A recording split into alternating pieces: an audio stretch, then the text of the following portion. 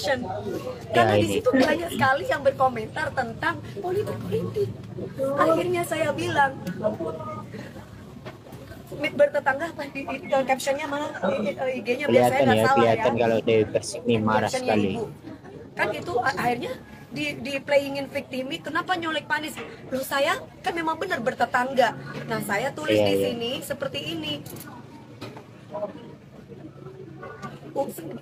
Apa karena bertetangga sama Pak Anies Baswedan itu doang? Welcome to Furman Penipahan Channel. Assalamualaikum warahmatullahi wabarakatuh. Kali ini saya akan bahas Dewi Persik ya, yang nge-tweet di dalam live-nya itu bertetangga dengan Anies Baswedan, dan pada akhirnya dia mendapat semacam apa ya, serangan ya, bukan serangan, itu kata yang terlalu ini, tapi semacam diskriminasi ya, dari RT. Ini menarik ini, soal hewan kurban. Kita dengar ya cuplikan. Dan tidak ada politik-politikan, dan kami tidak ada nyebutin nama kumpul lain dari dia, tidak ada sama sekali. Terus ketika saya tuh live dan akhirnya saya memberikan caption karena di situ banyak sekali yang berkomentar tentang politik. Akhirnya saya bilang bertetangga apa di captionnya mana IG-nya biar saya Kelihatan nggak ya, salah kelihatan ya. kalau Dewi Persik ini marah Captionnya sekali. ibu kan itu akhirnya di playingin victimi, kenapa nyolek Panis? Loh saya kan memang benar bertetangga. Nah saya tulis Iya, di iya. sini seperti ini. Apa karena bertetangga sama Pak Anies Baswedan itu doang? Terus kemudian banyak di situ bertebaran dan yang lain-lain ngomong. Jadi ceritanya itu di Dewi Persik ini mau memberi hewan kurban, tapi hewan kurbannya itu ditolak. Nah kemudian Dewi Persik ini membuat live dan kemudian membuat caption, apakah ini karena bertetangga dengan Pak Anies gitu, sehingga hewan kurban dia itu ditolak karena sudah merasa cukup di desa itu gitu ya. Nah ini makanya Dewi Persik marah, padahal hal itu sudah biasa dia lakukan. Kenapa kok tahun ini dia berkorban itu nggak bisa gitu? Ini kita dengerin lagi ya. Itu tentang politik, jadi saya bingung gitu loh. Politik apa? Orang saya dari dulu mungkin kalau tanya sama warga nggak ada politik dan nggak ada menyebutkan nama kubu siapapun di kami itu nggak ada. Nah itu Nggak ada. Itu loh. Mbak. banyak Jadi yang saya menuduh merasa kalau bahwa dia ini apa ikut apaan sih, politik Pak? ya, Sampai tadi sampai marah terlibat di ngamukan politik. sama Pak Topan. Sampai Pak Topan bilang gini, Bapak kan memang bentak-bentak saya. Bilang sama bos kamu, sampai kayak begitu. Bilang sama bos kamu, warga kita tidak kekurangan daging dan tidak butuh daging. Saya punya niat Nah, baik ini. loh. Jadi makanya Dan itu marah dia ya yang Dewi dia Persik. emosi. Pak RT dia bilang dia emosi. Lah maksud saya cuma bilang, Bapak bisa nggak Bapak tidak emosi Pak? Bapak ini kan RT gitu loh. Kami ini warga, otomatis kami tuh anak, Bapak itu adalah Bapak kita. Bisa nggak Bapak bicara baik-baik? Datanglah ke rumah saya Mbak DP, bener nggak? Enakan gitu mengayomi, bukan malah ngebentak asisten saya, ngebentak sepuluh. Ya, jadi sebenarnya di sini itu Dewi Persik itu korban keganasan politik ya. Jadi bahkan orang yang membawa nama Anies Baswedan itu menjadi semacam apa ya, luar biasa lah ya. Bisa dianggap membela atau bisa dianggap malah membenci gitu. Jadi di antara kedua itu, di dalam politik itu nggak ada yang netral, bahkan orang bercanda aja dianggap serius gitu.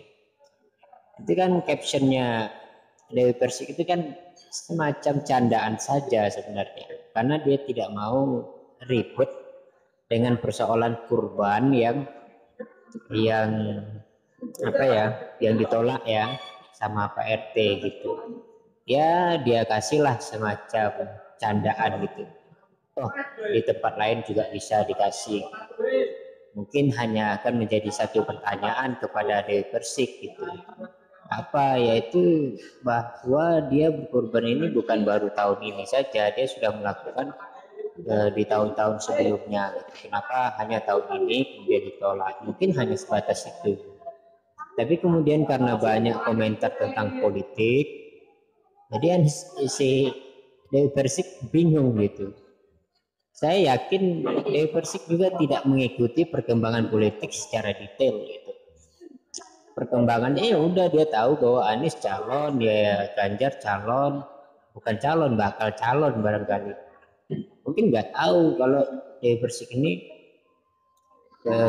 persoalan itu, pasti nggak tahu, saya yakin itu. Tapi di dunia dunia media sosial semua dilipas gitu, semua dilipas. Ini kasihan, jadi Dewi Persik ini menjadi korban. Saya jangan pandang status, nggak ada kaya, nggak ada miskin dalam hidup ini, semua sama. Kenapa saya tadi marah seperti itu? Dia bentak-bentak saya lagi, ngomong masalah ras lah yang sebelahnya. Kita orang Betawi, nggak ada mau orang Betawi, mau orang Madura, semua sama. Jangan pernah berbicara ras, jangan pernah berbicara tentang agama, nggak ada. Lihat saya itu. Lihat komentarnya Dewi Persik itu sangat umum, pasti tidak politik sama sekali. Bahkan dia bertambah marah, gejolak kemarahannya semakin meningkat ketika disinggung soal kesukuan, etnik ya, ras, agama dan sebagainya itu. Kita orang Betawi, Madura itu nggak ada kata Dewi Persik, itu marah sekali dia. Jadi soal politik ini bisa mengancam siapa saja, bahkan artis seorang Dewi Persik ya, kita tahu selama karirnya itu tidak pernah terlibat sama sekali di dalam politik. Tapi ya kita tidak tahu seberbahaya apa nama Anies Baswedan jika dikaitkan di dalam media sosial. Ya ini salah satunya. Mungkin kalau kita ingat-ingat seperti Habib Rizik barangkali ya.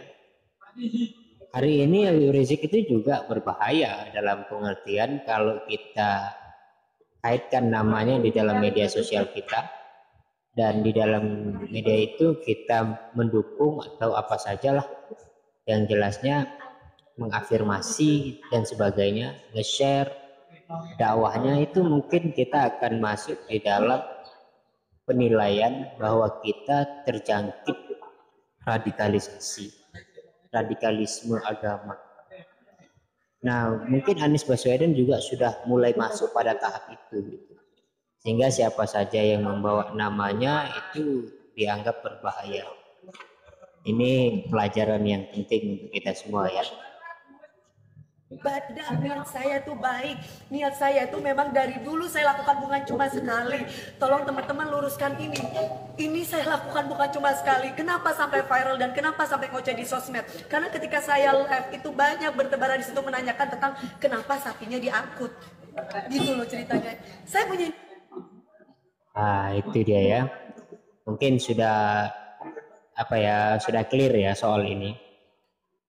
Jadi sebenarnya ini persoalan, ada juga miskomunikasi, ada juga macam-macam lah ya. Di sisi lain juga Dewi Persik ini orangnya sibuk dan sebagainya. Tapi secara keseluruhan ini adalah dampak dari ganasnya politik.